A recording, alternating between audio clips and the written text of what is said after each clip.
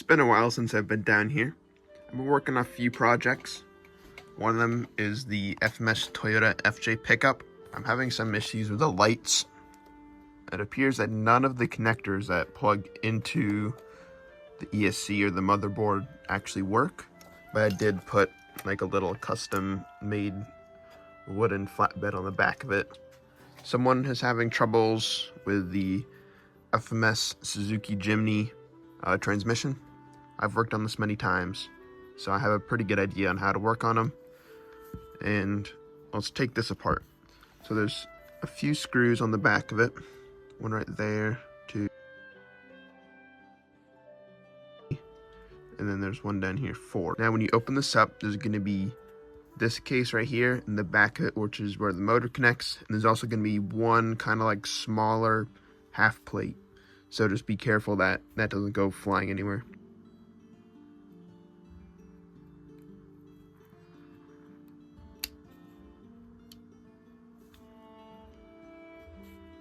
So there's really only two main parts to these FMS transmissions. Once you first look at them, they look a little complicated. So this is where the motor gear reduction is. The motor shaft is right there. And then goes to a big gear attached to a small gear. That's all one unit right there. And then it goes up to another one, 3, and then to this big one right here. So this is basically just one huge gear reduction to the motor. Is the 2-speed. So there's this, you see this little indent right here where that hole is? That's where the top of this goes. So that little top slides into there. And then this piece right here is that little section that I was talking about. As I was saying, this part is the 2-speed. I'll try to break this down, and if you need help like putting the gears back together, I'll show you the right areas to put it back in. Anyways, let's do that. So this part is the 2-speed transmission. This cover, usually when you take it off, it's going to be stuck to it. So you can actually take that off. Make sure you're not doing it on the side because everything will spill out. Once you remove this, there's going to be really only like 3 main parts. Small gear, which just popped out. This part is connected to like a little rod with, it's going to have like a bump on it. That bump is going to be at the top. And this gear is going to face upside down. So it's going to go together like that. And that will slide in and connect to the little bearing in there. Like that. Now this part is how the 2-speeds work. So there's 2 gears actually part of this. There's one of them which is just like the other one, but the rod is a little different, where there's going to be a little bump on it. This bump is going to be at the top. And then there's another gear, which is just unconnected gear. And this one, once it's on there, just make sure that it does not spin. So if you can spin this gear, the other one doesn't spin. This is the 2-speed. This is where the servo is attached to. So if you move this part, that part will move.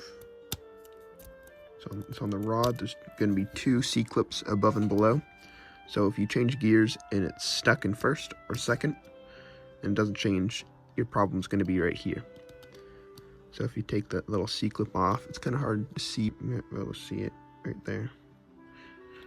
There's one up top and one at the bottom holding the gear in, but still able to spin freely without rotating the rod.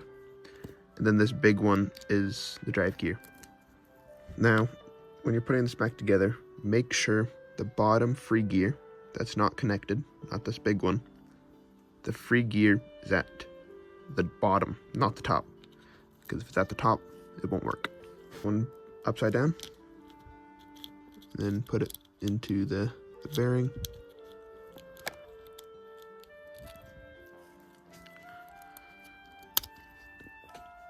Alright, so when this is in first gear, you can see this will move, and pay attention to the drive gear, which is this long one right here. when you spin this one, you can see that it spins pretty fast. Then when you put it into first gear, you can see it spins slow. And then once it's back together, oh, those gears are kind of wonky.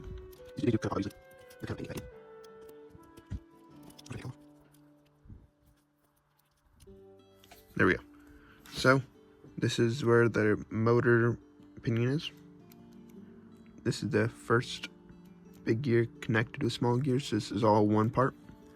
So it's small gear to big gear, small gear to big gear, small gear to big gear, small gear to big gear, small gear, and that connects to this one right here.